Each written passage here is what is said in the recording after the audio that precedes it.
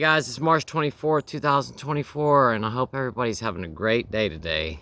Today is the talk with Slayer Sober, and I hope you guys are excited about this video today. I know I'm excited for you guys to be able to watch it. I just wanted to hop on here really quick this morning and just give a quick shout out to everybody that's purchased merch since we started selling merch.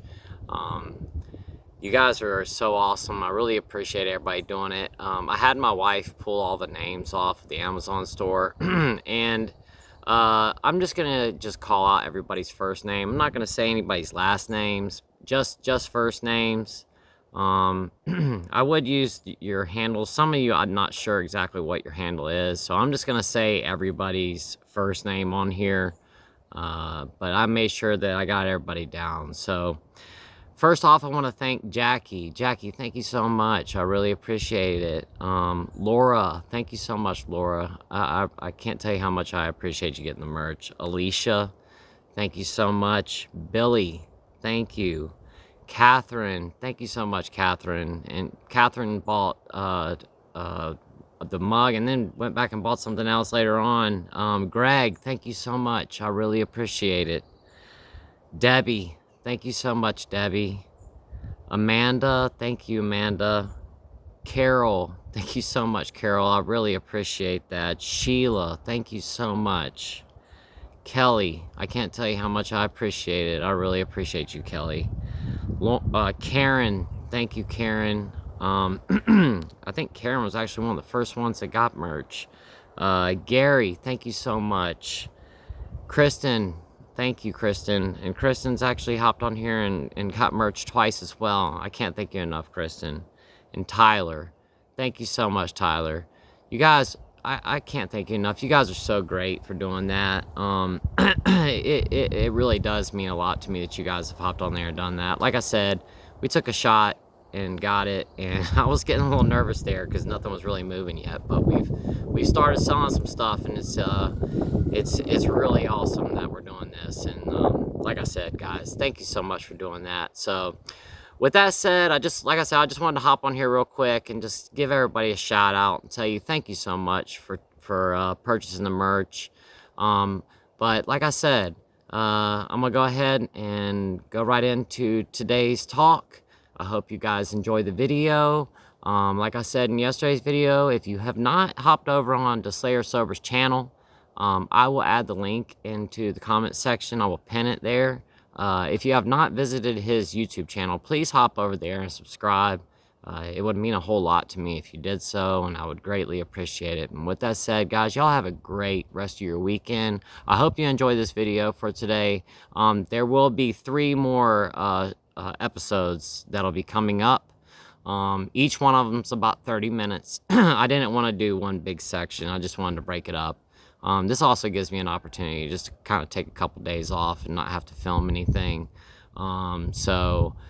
Like I said, this will be today, Monday, Tuesday, and Wednesday, and I'll get back to my regular videos on Thursday. So with that said, guys, y'all have a great, wonderful weekend, and I will see you in tomorrow's video. Bye-bye. What's going on, man? How you doing today?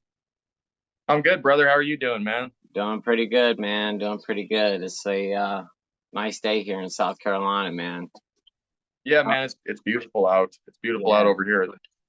That's what's up, man. Well, I'm glad to hear that you guys got some good weather. It's been raining here for like the past 2 days, so really, it finally broke, man. So anyway, well, thank you so good. much for doing this today, man. I really appreciate you doing this, man. Thank you for having me on. Thank you for having me on, bro.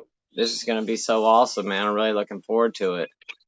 I am too, man. This is awesome. You know, it's like I've said before, man. You really inspired me to make my channel. You know, your story is super inspirational, and I mean, it's kind of a trip that we're sitting here, you know, talking now on a video together. It's pretty freaking cool. It is, man. It's really neat, man. I'm really excited about doing this, and I'm sure that the audience is really excited about this as well. I saw that you posted up a community post yesterday, and got some comments on there. So, oh yeah, Oh yeah, people love you, man. People love you.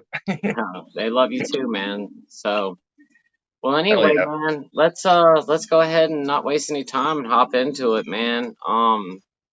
Let's do I this. I mean, everybody pretty much knows my story, man. So, I mean, this is going to be more about you, than me. But I mean, I figured we would just have a conversation. But, I did have some questions for you, just to kind of get some groundwork, um, Right. with your situation. If you don't mind me asking you a couple questions, to start off, if that's okay. Yeah. Go ahead, Um, man. when did you, do you remember the first time that you got drunk and like how that all started for you? Like, what was the beginning like for you? Getting, the first time you got intoxicated, and then like, how that all kind of led into you starting to drink, if you don't mind just starting off with that. Yeah, man. So it all began the first time that I ever got drunk, I was 17. Um, the typical usual, just hanging out with high school friends, drinking, partying, probably not doing the best stuff in the Yeah, world. I grew up as like a shy kid. Always had anxiety, always had depression issues. My family's a little wacko. I yeah, love my family, but they're a little bit out there. I grew up homeschooled as well, which is different. Um, so I've always been a shy and reserved kid, and I've had like social, problems. And so when I was 17, we had one of our friends had an older sister, and she ended up going out and getting us two sleeves of fireball shooters. And that's where it all began, man. We were sitting in a car at a park, and I knew nothing about alcohol at all. Nothing. I mean, I literally knew this much about like how much it took you to like get drunk. I remember me and my cousin were looking at each other at the time, and we were like, holy crap, man, we're supposed to drink all this? This is insane. Which is, ironic now that, when I got bad at my alcoholism, I would drink those things like they were water. You know what I yeah. mean? Mhm. Um, but we ended up taking one. And still to this day, man, all these years later, I can still remember that warm burning feeling that went down my throat into my stomach. And even all those years ago, I remember that very first time absolutely loving that feeling.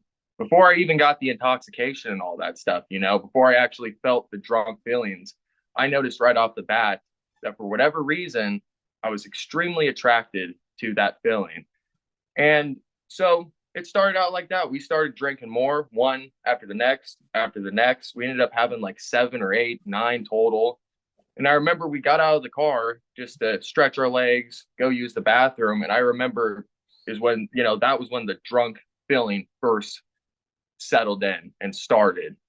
And man, I felt like I was floating. I felt like I was floating. All my anxieties, all that depression, all that trauma from a kid, it just all lifted away. I finally understood why my brothers drank. I finally understood why my mom drank all the time and they did these parties and stuff. It finally made sense to my brain. For 17 years, I didn't understand why people, did this. And after I did that, it just lifted all those troubles off of me. I knew I was in trouble. I knew I was in trouble, man. I knew I was in trouble. I knew I loved alcohol. Of course, I was underage at the time, so it was kind of hard to get my hands on it. But I knew that it's like, okay, I absolutely love that. I went to sleep. I woke up. There was no hangover because in the beginning, man, it's like there are no hangovers. It's like everything is good. There's no consequences. You're not getting sick. It's like you feel like you're, unstoppable. So I remember we drank that, woke up, no hangover, and almost instantaneously, uh, I wouldn't say it became my priority because at this time I was smoking pot heavily. So I had that in my life, and I still wasn't 21, but it definitely became a thing that at any time that I knew that there was a chance that I could get my hands on it, I was going to. Yeah, And so that kind of escalated throughout the years, and eventually I ended up turning 20. And at this time, I got two older brothers, and my first older brother, his addiction started to like peak. He started to get really, really bad. And, I looked up to him. I was around him all the time. And kind of naturally, he invited me into his drinking. And so me and him started drinking all the time together. And I want to say this is probably like 8 months, 6 or 8 months before I turned 21. So before I turned 21, it's kind of like I had that ball rolling already into the addiction. Um, and I remember, man, we would sit in his basement and we would get two Smirnoff bottles, one for each of us, and we would just drink all night long, watching Game of Thrones. Game of Thrones was on at this time. We'd watch TV, movies, and stuff, and there really was no consequences. Uh, but later on, the closer that I got 21 is when stuff started to really spiral out of control. I started to get into car wrecks. I got into my first car crash with one of my ex girlfriends, drunk driving, being a moron. Please, guys, never drink and drive. Please don't ever do that. It's not worth it. Uh, got in some trouble with the law. I remember me and my buddy, we stole some stuff. Again, being drunk, I'm not a thief, would never do that in a million years if I was sober, but intoxicated, all bets are off. I remember we got in some trouble for that. I got a diversion for that. So there was trouble leading up. And so by the time that I turned 21, man, it was like I remember because I was starting to run lower on money at this time period, and I'm sure a lot of people know out there weed is very expensive. At least it can be if you're smoking it all the time. And I remember at the time thinking to myself, this is a cheaper alternative. Once I turned 21, it's like this is a cheaper alternative to like get me to where I want to be, and I love alcohol way more than the pot anyways. So I kind of just naturally transitioned once I turned 21 from smoking weed all the time to drinking all the time. And yeah, man, that's really where the gates of destruction and disaster opened up is once I turned 21. It was almost, I would say, within the probably the first couple months, I was drinking every single day, nonstop. Probably 6 months after that is when I got very, very sick, started to get the withdrawal effects, and just like that, man, I was completely wrapped up in the addiction. So when you were throughout your dream career, and when you and I were having that conversation the other day, you were talking about how you used to hide the little shooters and stuff like that, and I've talked about the same thing. Right. I'm guessing, did you stick to the Fireball for many years? Because that was my shooter of choice. I carried those little, not the little 1.75s or whatever, but like the little 2 ounce bottles. They're like almost like a half a pint, but man, Yep. I had those things. I had them in my socks. I had them in my pockets, my jacket pockets, wherever, man. Like, and they always had them in Yes. the liquor store in the little basket up at the front desk, and they'd be like $2 for each one of those little bottles. And I would put Yep. them in the freezer at work, and then next thing you know, I was always, somewhere Oh, hiding, shooting those things. talk. Is that what you continue to drink throughout your career? Yeah, for a while, for the first couple years, that's what I was drinking. I Yeah. eventually ended up switching over to Southern Comfort 100 proof, and the only reason I switched over to that was because as well as I do, as an alcoholic, it Yeah. was stronger alcohol. Yeah. You get more bang Got for me your messed buck. up. Yeah, it got me more bang for my buck. But yeah, for the Yeah. first couple years, man, I drank the Fireball shooters, and of course, man, once my family, once my ex girlfriend, once my friends kind of came to what was going on, it became a game of cat and mouse. I would hide those things everywhere, Yeah. man. When it got to its worst, I mean, in the beginning, it was kind of simple. I'd hide them in the bathroom, a little shelf on top. I'd put them up in the bathroom, maybe put a towel over them, Yeah. and maybe put them in a shoe somewhere or put them out in the garage. But people start to get hip to all that stuff, Yeah. and so our hiding spots just get more and more insane. And, by the last few years of my alcoholism, man, it's like we talked about on the phone. I was going out in my backyard and digging up a hole, burying them. I was leaving them. This is shameful to say, but when I was working at my old job, I would go in there and there was a little like we had like little locker boxes, and I would take them and I would hide them in my locker box at work because I thought that it was safer than keeping them at the house where, my ex-girlfriend or something could find. It was insane, man. In the car, Yeah. of course. The car was always a great hiding spot under the Oh, seats, and under the spare tire. yep, under the spare tire. I'd be Yeah, I getting did in the the same trunk, thing. opening up stuff and shoving them under there. I mean, absolutely just insane, the insanity of what our addiction brings us to keep our fuel going, and the reason why we do it, and I think that many of the viewers know this, is because once you're wrapped up in that addiction and the withdrawals start, you feel like you have to drink. It's like, Oh yeah, this is life or death.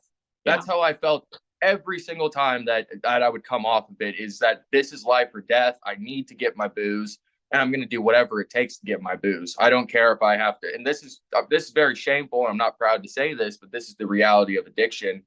I would do anything, man. I would do anything to get my fix. I really would. I'd sell clothes, sell video games. There was many times that I talked to women, just completely used them, man. Not proud of that at all. Had them come over, them expecting something, and I would just, hey, let's go get a bottle, and I'm sitting there sweating profusely. A lot of the times, I think a lot of these people knew what was going on. I'm sitting there sweating profusely, going through alcohol withdrawal, and they're like, what's going on, man? And the second that I get a few shots in me, they see me come to life again. And just disaster, man. I would rip and run and do anything that it would take to keep fueling that insanity. I know exactly what you're talking about, man. I've been married for 20 something years now at this point, and I've been with my wife since I was 19. So I never used women for that, but I did use people that I probably never would even associated with. I Right, would befriend them because they had money, and I knew that they would buy. Other people that were drinking, and right, they'd buy up all kinds of stuff, and I would hang out with them because I knew that they would support my habit, and I'm ashamed of that. I didn't care anything about those individuals, and they could have right, left out of my life, and I wouldn't even thought twice about it. But the only reason I associated with them is because I knew that they would support my habit, and just thinking about the amount of people that I used in my lifetime in order to achieve, getting drunk. Because I've talked about right. this over and over. My wife, I couldn't use my debit card to buy alcohol because my wife would know, especially because we have ABC stores here. You have to go to a liquor store to buy alcohol, and if Right. that was on the debit card, I was busted. So, it was, to the point where I was in the liquor store with change across the counter, counting it out. Uh, Yep. Yep. any kind Yep. of little hustle, exactly what you said. I used to sell stuff on eBay. Yep. I would go Yep. to yard sales, and what's really crazy about it is I made really, really good money. But instead of, the money that I had, I couldn't utilize it. So, I would go do Right. all these side hustles, selling stuff on eBay, you going to yard sales, buying stuff, selling stuff on eBay, and all that money was coming back to me just to purchase booze. That's it. That's all Yep. I used it Yep. for. Thousands of dollars, man. Oh man. I looked at my eBay sales one year, and I think it was like $10,000 in sales, and every Wow. single bit of that money went to booze, either going to a bar or buying liquor to hide. And I've talked about this, like if I used, I was in the fine dining industry, and I would do these things. They're called chef's tables, where you have like 5, 6 people, and you would set a table up back in the kitchen, so they're sitting back there. It's a Right. really intimate experience. They're back there watching you saute and do all this kind of stuff. And the chef is the one that prepares the meal, goes over every course with them. It's a very, very intimate experience. It's very expensive to do so. You're talking like $200 a head to do something like that. And I would do Right. them all the time, probably once a week. And when I would do those, the people that I did this for were very wealthy, and they would hand me for $500 every time I did one of those. That money never came back home, ever. It, That yep. Always went towards whole booze. lump sum of money that I would take, I would walk into the liquor store before I could use it for anything else. That money went to the liquor store. The day I got it, I would go in the liquor store and spend every single cent and load my car up with like so As many much. bottles. I would buy sleeves of those fireballs, like a case of them. I would buy bottles. I would stock up on beer. And then Oh, 100. the worst part is I would take all that and then go off into the woods, dig holes, put stuff behind pine trees, put stuff on top of it. I had stuff stashed everywhere. Oh, And everywhere. to think about the madness behind that, in order to hide your consumption is just, I mean, if that doesn't say I'm an alcoholic, look at me. I don't know Right. what else does. Right. And that's I mean, I can totally relate to everything you said, man. I mean, same thing with the card. My ex would always be watching my card, making sure, that I wasn't spending it on booze. And I was so strategic with it. I would go to the liquor store or the gas station, and I would like get my calculator out and calculate an exact amount of like 30 I've to done 40 that bucks. too, man. I You know know what I'm exactly what talking you're about about? to say. Yeah, you calculate it out so it looks like you got gas. Yep. And meanwhile, the person behind the counter is like, what the hell is this person doing? Well, they're doing math behind the counter. I don't understand what's going on. Yep. But that was in order so I could come back, and when she You would get look and be like, oh, $40 even, and then minus yep, $15 for the beer, and you would actually get some gas, and then come home. I got $40 for the gas. I didn't buy anything else. yep. Yeah. And I did that multiple times. And of course, that was found out as well. It Yeah. got to the point where it was bring receipts. Bring receipts or I don't even believe you. You know Yep. what I mean? And, Same thing, man. Same thing. man, I think that it's something that catches you so quick. We kind of talked about this the other day, man. Addiction, it's such a complicated thing. And it's something that, you said it yourself, man. Nobody when they're younger sits there and thinks to themselves, oh man, I'm going to grow up and be an alcoholic. I'm going to grow up and be a whatever. It's not something that we think, and before you know it, you're just completely wrapped up in it. I mean, it's kind of insane to think how different my life was before the alcohol. It's like, and before man, I was in it, and it's kind of directed my entire life up to this point. I mean, it's changed my life for good or for worse. It's completely changed my life. Uh, and I just wanted to say that because growing up, I never thought alcohol was that type of drug. It was always glorified in my household. I never thought that it was I just didn't know what it truly was, how dark it is, man. Like I've said it before, I think alcohol is the worst drug on earth. That's just when you look at statistics and stuff and the personal destruction that I've seen alcohol cause, it's the worst drug on earth. Yeah, it's glorified, it's everywhere, it's right in front of our faces all the time. So just last night I was watching this movie called Bodies, Bodies, Bodies that it just came out on Netflix. And it's about I don't want to ruin the movie. It's not that good of a movie, I don't think, but at the beginning of it, it's a group of kids, and they're very wealthy kids, and they all end up at this one person's house. I can't remember the comedian. What's the guy's name that used to date Kim Kardashian? He dated Kim Kardashian right after Kanye and her split up. The comedian, the mixed guy, you know what I'm talking about? I think I know who you're talking about. I I can't remember his name, but he's a very famous guy. He's all tatted up. But he's like, it's his house in the movie, and all these kids show up over there. And this one girl is from Norway. She's the girlfriend of this other girl, and everybody when they come together, everybody's drinking and stuff, and they try to hand the girl a drink, and she goes, "I'm sober," and everybody just looks at her like, what do you mean you're sober? And they treated her like crap throughout the rest of the movie because she didn't drink. And when I saw that, I was like, that is so realistic because that happens so often. If you go out anywhere, people now, I don't know necessarily people my age now, but especially when, I was in my 20s, in my teens, if you were to show up at somebody's house and said, I don't drink, people would look at you like you have a horn growing out of the middle of your forehead or something. Like, what are you talking about? Everybody drinks, it's so widely accepted and 100%. And pushed upon us. I mean, it's so ingrained in our society. It is. And that's why I think that, to your point, saying that it's such a dangerous drug and one of the worst is, one, it's widely accepted. Two, it's in every single convenience store, grocery store, any Dollar General, whatever it is, they sell alcohol there. It's on commercials. It's in your face all the time. It's not like a street drug. If you don't have, if you don't have like your heroin dealer, let's say for instance on speed dial, you're just not going to see a lot of heroin stuff. I mean, it's not going to be in your Yeah. face unless you actually incorporate yourself into that lifestyle. You're just not going to see it that often. I'm not saying you won't see it at all, because you might see it on TV, somebody talking about it, but it's not constantly in your Right. face all the time. And it's like No.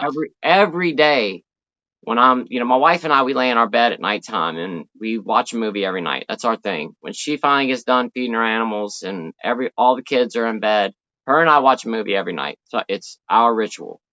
And every Right. night when we watch a movie, and I watch a lot of platforms where we don't pay, like Hulu. I think if you get like the $5.99 subscription, you still have to watch commercials. And I count the Right. commercials for alcohol in there. And every night, man, it's like 4 or 5 commercials for booze in one movie. Oh, it's the same. It's everywhere, man. I brought this up one time on my channel, but I was actually laying in a detox center. This last detox center that I was in, I was laying there just beyond sick. I was shaking. They were giving me Ativan and stuff, and it was only doing but so much for me. And I remember sitting there watching TV, and I looked up, and a Jack Daniels commercial started playing. Yeah. And I remember thinking to myself, man, what is the irony of this? That I'm laying in a detox bed at death's doorstep about to die, and there's a Jack Daniels commercial playing with half naked women partying, dancing. It's such a good time. Everybody's laughing and joking. And it's just, it's crazy. And it's like you said, if you, are a heroin addict or if you're a meth addict, there is that level of you have to go out and you have to find it. You have to put yourself in that danger. You have to put yourself in situations that, for a lot of people that would prevent them from wanting to do that addiction, or maybe it would be a factor in, maybe I shouldn't do this, it could hold some people back. But yeah, with, like you said, man, with booze, it's everywhere. And after you became an alcoholic or you've met enough people that struggle with this disease, it's like, I said it to you, man, I'll never be able to look at alcohol again the same. Never, ever again. I go into a store and it's like I pick up on those little things. Like now I can go into a gas station and I'll see somebody in front of me and they'll be at the counter and they're shaking and they're sweating and they're buying about 7 or 8 shooters. And I know exactly what they're going through, man. I know exactly what they're going through. It's like, I can see it, there's not a person on this earth that can be intoxicated around me and I won't know. I know you know what I'm saying? It's like, I know alcoholism, being an alcoholic, like the back of my hand. Yeah. And when I saw that the other day, and it's like, I was just so thankful to not be in that anymore, man, to not be in that.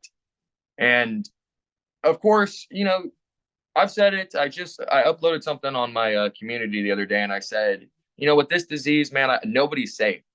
Nobody's safe. I don't care if you have 5 years of sobriety or if you have 20 years of sobriety. It doesn't matter to me, man. Nobody's safe in this disease. You really have to keep your guard up. It's a battle, and it does get easier and it does get better. But I feel like every single day I have to keep my guard up, man, because I know how easy it is to just slip right back into it. Let me just while you're on the topic, and I'm gonna say this, and I got a question for you, but just the other day, the thought popped through my head, and I was thinking to myself, and this is the alcoholic mind right here, and I've got a lot of health problems, and the doctors have told me, if you drink ever again, that's it, one drink. The other day, I was thinking to myself, I'm like, the day that I know that it's it, like I'm laying here in hospice, because that's how I want to go. I want to die at home. I mean, that's just how I want it to be. And I was thinking to myself, it's like, the day that I'm laying in my bed and I've got hospice care and I know like any day is going to be my final day. Am I going to want to have a beer or something? Am I going to tell my wife, just go get me a beer? I know it's going to be it, and how sick of me to think that, like this, dude, I've had the same thoughts. That it's like you said, man, that's the alcoholic brain. Yeah. I've had the thought before that it's like, if everything goes south and like I'm going out, like the first thing that comes into my mind is, well, I'd probably go get a bottle. Yep. Like that's just so backwards, especially like, I know you're a man of God. I'm a man of God as well. I believe it, and it's like, I know that is not the right thing to do. Yeah. Like, it doesn't matter. Like, you know what I'm saying? It's like, even if I was at the end of my ends and I was about to go, that is still the wrong thing to do for me to get wasted. But that is the alcoholic brain, man. I've had Oh, that thought absolutely. before. It's like, it's insane. It's like, and sometimes that, like, that devil or whatever you want to call it, it's like it will start to try to convince you that it's like, oh, well, at least if I die, I get to drink. I Yeah. mean, that's the level of insanity of it, man. And like, somebody who is not an alcoholic does not think this way. This is No. not normal thinking. Mm-mm. It's not normal thinking. It's disturbing. It's something though that I've noticed, man. It's something that I've noticed as well. And it's like, what the heck am I doing? Why am I thinking this? The crazy thing about it is that, you know, that thought crossed through my head, and, you know, not thinking about the fact that when that day comes, because it will come, but when that Right. day comes and I'm laying there, you know, how disturbing of me to think that, you know, as my family's standing there beside my bed, I'm gonna go, can somebody please go get me a beer? You know, the one thing that's placed me in this situation that I would even consider thinking something like that. Now, would I do it? No, but that's just the thought Right. that came through my head, and it's just disturbing to think that way. But I did want to talk to you about something that you brought up at the beginning of the conversation. And I think this plays a huge pivotal role in alcoholism. And I just want to hear your side of it. But you said at the very beginning that you are a really shy kid. And I would imagine that you probably suffer from depression. You said you had a lot of anxiety and stuff. But I think that uh, a majority of us that are alcoholics or drug addicts or whatever, and I especially think people that are alcoholics, uh, we all have this, you know, it all started out from our childhood of being that strange child that didn't fit in, didn't feel comfortable Yep. around other kids, just very awkward. I know for myself, I had a really hard time fitting in when I was younger, and you know, Yep. there was a lot of factors in that, but I was a very uncomfortable child, and once I found alcohol, it was like, oh my gosh, now I can talk to people. I'm not afraid. I'm not scared of rejection and all that kind of stuff. I just wanted to hear your Yep. take on that, and you know, maybe if you could share a little bit of your experience from a child, and like, you know, if you think that had a big role in your drinking. It had a massive role in my drinking. 100%, man. I I I was always the kid, and I used to ask myself, like, back in the day, like, what is wrong with me? Like, because everybody else would be hanging out, being normal, talking, and I would be the kid that was in the corner, not really saying much, always scared to speak, Yeah. always afraid of, like, to say something because I don't know. I don't know if I felt like I was going to be laughed at or judged or just extremely, extremely insecure. And that, of course, transitioned from, being a young child into an early teenager, and then girls get involved. And oh man, it's like you said, I felt like I couldn't even talk to girls. Like I felt like it's like I would get close to them, and then and it would become even worse because then I'd end up talking myself out of it, and then I'd beat myself up even worse and say, "What's wrong with me? There's got to be something wrong with me. I just want to be social. I just want to be like my friends that I see are they act normal. Why can't I be this way? I don't understand why I can't be this way." And I mean, like my mom used to have like my uncle and stuff over back in the day and my grandparents. And I remember even like from a young child, they would ask about me. They'd be like, is he okay? Like, because I just sit up in my room while they're all downstairs interacting, having a good time. I'm sitting up in my room, completely in my head. And so, and I think that stuff, a lot of the times when you transition into your like early teen years, I think it just gets worse, honestly. Oh yeah. Like, at least for me, Yeah. it's like I started to lash out a little bit, but at the same time, I had no confidence, man. I Yeah. had no confidence at all. It was like being a homeschooled kid, not having many friends growing up, not having many experiences. It's like it shaped me into this just very insecure, shy person. And so when alcohol was introduced, exactly what you said, man, it was, oh man, I can talk to girls now. I can hang out with my uncle and talk to him like a normal person and not feel like a weirdo or whatever. I can be part of these family functions for the first time in my life. And that's why when I started drinking, it really, same as you, man, it became a part of my everyday life, everything that I did. Any event that I was going to go to, I made sure to already be intoxicated before I even showed up, and to have alcohol with me while I was there. Yep. Because I felt, and this is the illusion and the deception that alcohol brings to you, I convinced myself that I was a better person with the alcohol. Absolutely. I needed the alcohol. Yep. I needed it.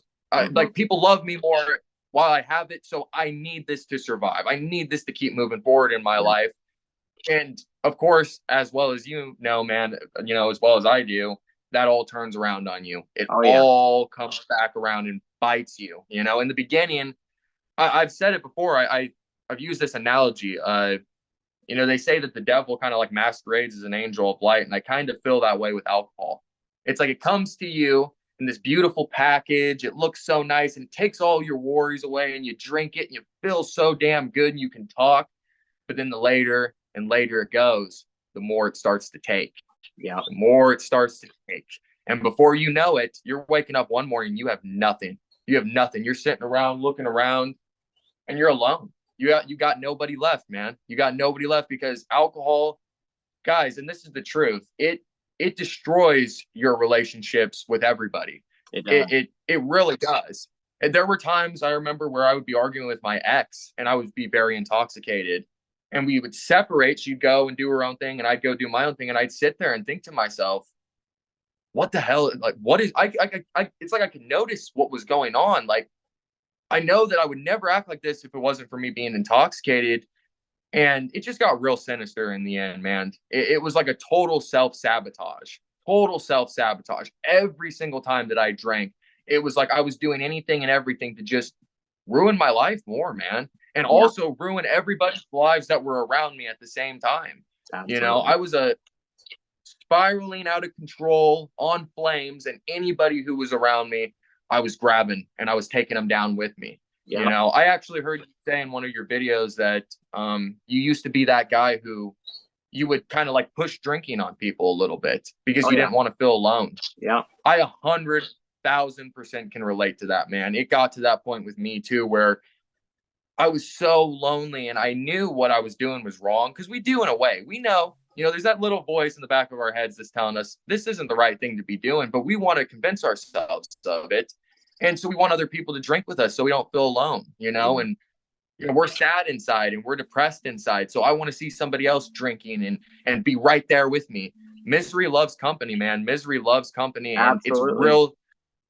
I'm ashamed. I'm very ashamed to think about some of the situations I put people in just because I didn't want to feel alone. You know what I mean? Absolutely. Hey, I'm gonna pause this and all right.